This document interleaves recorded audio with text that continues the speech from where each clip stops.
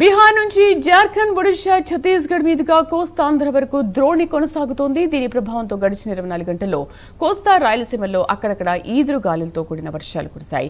మిగిలిన ప్రాంతాల్లో ఎండ తీవ్రత, ఉక్కపోత కొనసాగాయి. రానున్న 24 గంటల్లో రాష్ట్రంలో అక్కడక్కడ వర్షాలు కురుస్తాయని, ఎక్కువ ప్రాంతాల్లో ఎండ తీవ్రత, ఉక్కపోత కొనసాగుతాయని వాతావరణ శాఖ తెలిపింది.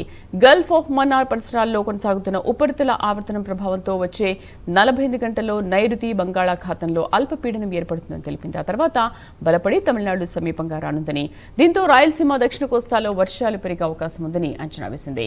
మరింత సమాచారం మా ప్రతినిధి నరసింహ అందిస్తారు. శ్రీలంకలో విస్తరించిన ఉపరితల ఆవర్తనం కారణంగా రానున్న 48 గంటల్లో నైరుతి బంగాళాఖాతంలో అల్పపీడనం ఏర్పడే అవకాశం ఉందని వాతావరణ శాఖ అధికారులు అయితే ఇప్పటికే వెల్లడించారు. అయితే ఈ నేపథ్యంలో బీహార్ నుంచి కూడా ఒక ద్రోణి కొనసాగుతుంది. ఈ ద్రోణి నేపథ్యంలోని రానున్న 48 గంటల్లో కూడా కొన్ని ప్రాంతాల్లో ఉరుములు, మెరుపులతో కూడిన వర్షాలు, అదేవిధంగా గాలులు వీచే అవకాశాలు కూడా ఉందని చెప్తున్నారు. అది చూసుకుంటే 50 నుంచి 60 కిలోమీటర్ల వేగంతో ఈ యొక్క గాలులు వీస్తాయని కూడా వాతావరణ శాఖ అధికారులు అయితే చెప్తున్నారు.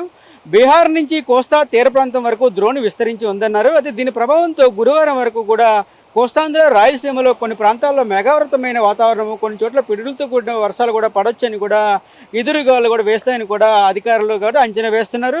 అయితే చూసుకుంటే గడిచిన 24 గంటల్లో కూడా ప్రకాశం జిల్లా కొప్పరపాడులోని 42 డిగ్రీల గరిష్ట ఉష్ణోగ్రత నమోదైనట్లు కూడా అధికారులు అయితే తెలిపారు. చూసుకుంటే రానున్న 24 గంటల్లో కూడా అక్కడక్కడ ప్రాంతాల్లో వర్షాలు కురుస్తాయని, ఎక్కువ ప్రాంతాల్లో కూడా ఎండ తీవ్రత, ఉక్కపోత కూడా కొనసాగుతుందని వాతావరణ శాఖ అయితే ఇప్పటికే అంచనా వేస్తుంది.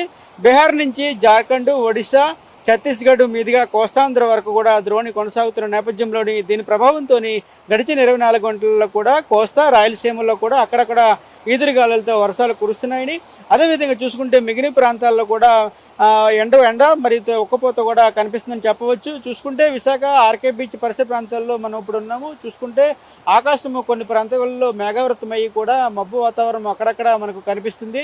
చూసుకుంటే ఒకవైపు ఎండ, ఒకవైపు ఒక మబ్బు వాతావరణం కూడా కనిపించే దిశగా మన విజువల్ రూపంలో చూడొచ్చు.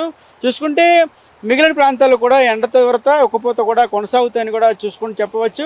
అదేవిధంగా ప్రకాశం, కొప్పరపాడులో 42 డిగ్రీలు, పల్నాడు జిల్లాలోని గురజాలలో 41.6 డిగ్రీలు, కర్నూలు జిల్లా నగరడోన్లో 41.3, అదేవిధంగా నంద్యాల జిల్లా ఆలగడ్డలోని 41.1, అదేవిధంగా పశ్చిమ గోదావరి జిల్లా తాడేపల్లిలోని 40.9 డిగ్రీల గరిష్ట ఉష్ణోగ్రతలు కూడా ఇప్పటికే నమోదయ్యని కూడా అధికారులు చెప్తున్నారు.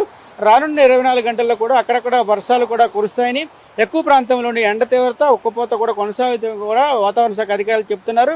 అదేవిధంగా చూసుకుంటే గల్ఫ్ ఆఫ్ మన్నార్ పరిసర ప్రాంతాల్లో కూడా కొనసాగుతున్న ఉపరితల ఆవర్తన ప్రభావంతో కూడా వచ్చే 48 గంటల్లో కూడా నైరుతి బంగాళాఖాతంలో అల్పపీడనం ఏర్పడుతుందని కూడా వాతావరణ శాఖ చెప్పింది. అది చూసుకుంటే ఆ తర్వాత బలపడి తమిళనాడు సమీపంగా రానుందని కూడా, దీంతో రాయలసీమ, దక్షిణ కోస్తాలో కూడా వర్షాలు పడే అవకాశం ఉందని కూడా వాతావరణ శాఖ అధికారులు అంచనా వేస్తున్నారు.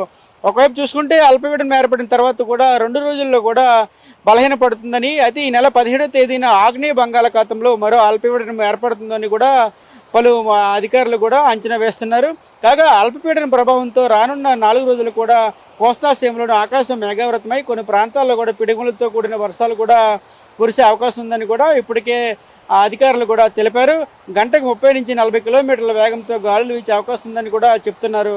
అది చూసుకుంటే నేడు మన్యము, అల్లూరి, పోలవరం, అనకాపల్లి, కోనసీమ, ఉభయ గోదావరి, కృష్ణా, ఎన్టీఆర్, బాపట్ల అక్కడక్కడ పిడుగులతో కూడిన వర్షాలు పడే అవకాశం ఉందని కూడా అధికారులు అయితే అంచనా వేస్తున్నారు. చూసుకొచ్చే అయితే ఒకవైపు చూసుకుంటే విశాఖలోని వాతావరణము ఒకవైపు వేడి, ఒకవైపు కూడా చిరుగాలులు కూడా వీస్తున్న నేపథ్యంలో కూడా ఇక వేడి తాకిడికి తట్టుకోలేక అటు ప్రజలు కూడా అవస్థలు పడుతున్న పరిస్థితి అయితే నెలకొంది. మిశ్రమ వాతావరణ పరిస్థితుల నేపథ్యంలోని విశాఖలోనే కాకుండా యావత్ రాష్ట్రంలోనూ కూడా ఈ తరహా వాతావరణం నెలకొనడంతో కూడా అటు ప్రజలు, ప్రయాణికులు కూడా అవస్థలు పడుతున్న పరిస్థితి నెలకొచ్చు.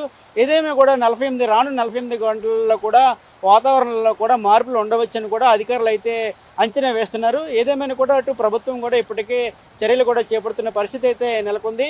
అదేవిధంగా చూసుకుంటే విశాఖలోని కూడా కొన్ని ప్రాంతాల్లో కూడా ఉరుములు, మెరుపులతో కూడిన వర్షాలు 50 నుంచి 60 కిలోమీటర్లు కూడా ఎదురుగాలు వేస్తాయని కూడా అధికారులు కూడా చెప్తున్న పరిస్థితి అయితే నెలకొంది. కెమెరామెన్ అరుణ్తో నరసింహ, ప్రైమ్ 9 విశాఖపట్నం నుంచి.